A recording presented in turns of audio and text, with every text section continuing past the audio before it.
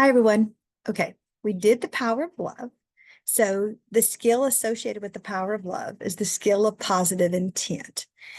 So let me try to explain this through an adult situation, and then we'll flip it to a child situation. Okay. So imagine that you're a teacher and you had a rough day at school. I know it's hard to imagine. And you had a rough day at school. And so you're driving home and you decide you're going to stop at a store and get a bottle of wine. So you get a bottle of wine, and on your way out of the store, you decide to take a picture of yourself holding the bottle of wine. And you take that picture and you're like, hashtag teacher life, hashtag self-care, whatever. And you post it on social media. Okay. You get home, you have one glass of wine, you put the bottle up, you take a hot bath, you read a good book, you get to bed early. And then the next morning you wake up and you're late. Maybe there was a train that blocks your path, or I don't know, a puppy in the road, and you were a good person and helped the puppy, or maybe you had a flat tire. Regardless, you're late to work. You pull into your parking lot, you're running late, you run in, you're all nervous because school started, your kids, da, da, da, da, and your principal meets you at the door and says, stop. I know why you're late. I saw the picture. It was sent to me. I know that you were up drinking all night, and that's why you're late, because you're probably hungover. And I don't want that here in my school. So this is a warning for you that this behavior will not be tolerated. Okay. That's negative intent. That's not the power of love.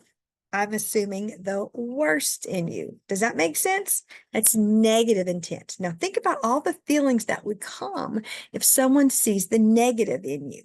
Okay. So if someone says, I know what you did, you would feel judged. You would feel angry. You might feel defeated, especially if it's your boss.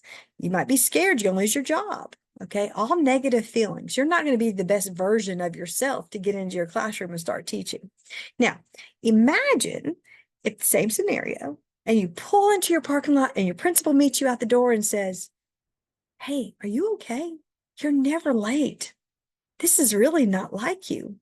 I was really worried. What's going on? And you're like, I'm sorry, I was late. I had a flat tire. And the principal may say, next time, shoot me a text. That way I know. Just throw me a bone. Keep me in the loop. All right, get in. The kids are waiting on you. I'm glad you're here. Positive intent.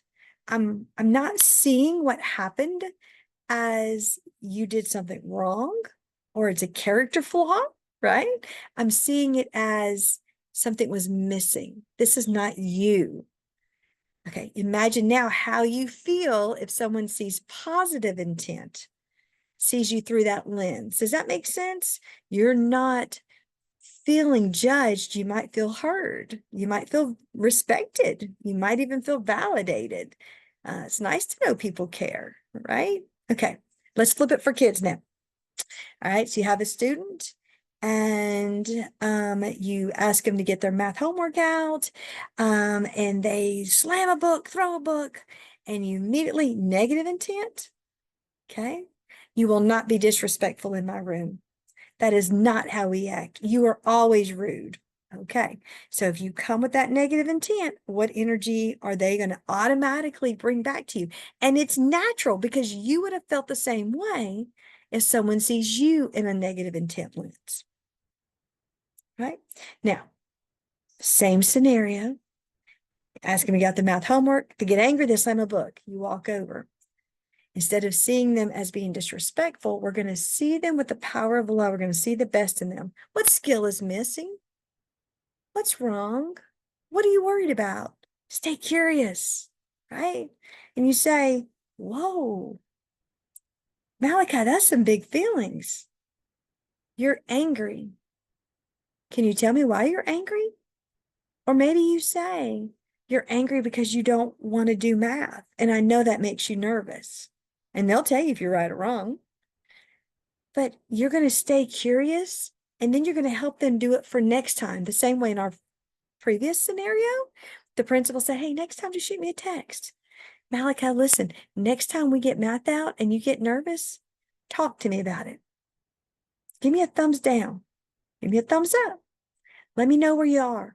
I'm going to help you through this. I know math makes you nervous, but that's why I'm here, to help you. What different energy is he going to have? Where's his brain state going to be? Where's yours going to be? The power of love says, I'm going to see the best in this kid. And when they act out, I'm going to stay curious because this is not them. This is a behavior that's detrimental. And maybe they're missing a skill, or maybe they don't know how to express their frustration, or maybe they're worried or anxious. You know, all those emotions we feel, they feel them too, but maybe they don't have the correct way yet to handle them appropriately. Negative intent will bring out negative emotions. That's the simplest way to do this. Positive intent is going to bring out collaborative, positive emotions. Okay? Positive intent means I'm going to see this as a kid that's missing a skill, as a kid that I can help. How can I help this kid with this problem they're facing? That's going to open my brain up for solutions instead of opening my lower brains up for fear, force, coercion, and manipulation. Power of love. See the best. Skill of positive intent. This is not like you. What's wrong? What's missing? How can I help? How can I facilitate? How can I discipline? Y'all with me? I hope this helps.